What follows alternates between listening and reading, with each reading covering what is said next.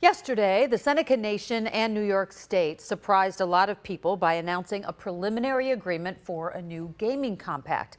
This new deal will replace the one that has been in place for the last 20 years. And as fate would have it, 2 on your side's Nate Benson was already looking into this story, whether or not Niagara Falls has seen some of the promises that lawmakers made 20 years ago come to fruition or not. Here's tonight's 2 on your side original. The state has reached agreement with the Seneca Nation on a compact that will allow the construction of a casino here in Niagara Falls and a casino in downtown Buffalo. This was the scene on June 20th, 2001. Then Governor George Pataki stood at the brink of the falls with other elected leaders and made some pretty bold predictions about the potential gaming compact and its impact on Niagara Falls. When you think about the potential investment, literally billions of dollars, it could literally be tens of thousands of jobs. The compact was approved by the Department of Interior on December 9th, 2002. Now, over 20 years later, not much has changed in the Cataract City. Block after block of vacant property, untouched for decades. There's still plenty of undeveloped buildings, some of them owned by the state. Brick and mortar space for rent, parking lots overgrown.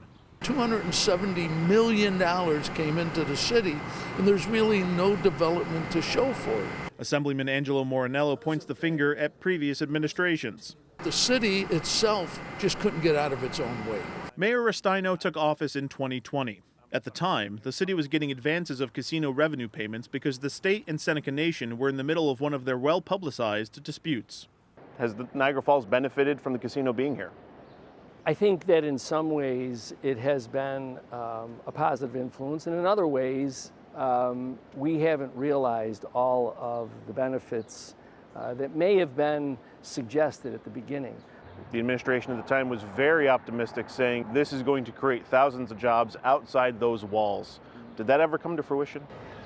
No. I mean, I know that the Seneca Nation has created jobs, obviously. But in terms of the spin-off, that's something we just haven't realized. Nobody should have ever thought that simply producing a casino was going to automatically do things around it. There had to have been some activity. The disappointment about the lack of planning carried over into the business community as well. Because people thought this casino was going to come in, it was going to be the silver bullet. They thought they were going to really make a lot of money on the backs of these properties. But there weren't the investors there that wanted to move in. Nobody wants to be the first person in. Corey Schuler from the Niagara USA Chamber of Commerce says that many would-be developers are still weary to invest major dollars into the area. All those parties really need to come together and formulate not just a plan, but an actual plan of action. What are you going to do, and what does the timeline look like? The Seneca Nation and New York State just announced a preliminary agreement for a new gaming compact, a deal that will last another 20 years if finalized. Casino host cities like Niagara Falls did not have a seat at the negotiating table because the deal is between the state and the Seneca Nation. What do you want to see happen with a new compact that would directly benefit Niagara Falls? My hope is that some of the pieces that come out of that compact can be targeted toward real Western New York development strategies. Restaino says that his plan for future casino revenues will be used for a new 6,000-seat event center located on vacant land near the casino. Is there anything about the old compact that you would want to see go away or enhanced? Part of the problem with the old compact was that there were gaps in understanding.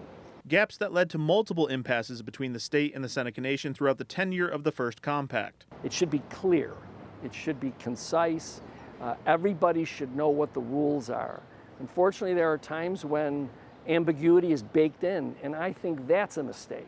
As for the details of the new compact, neither New York State or the Seneca Nation would provide any details when it was announced. So host cities like Niagara Falls will just have to wait and see for what their share will be. In the Cataract City, Nate Benson, Channel 2 News.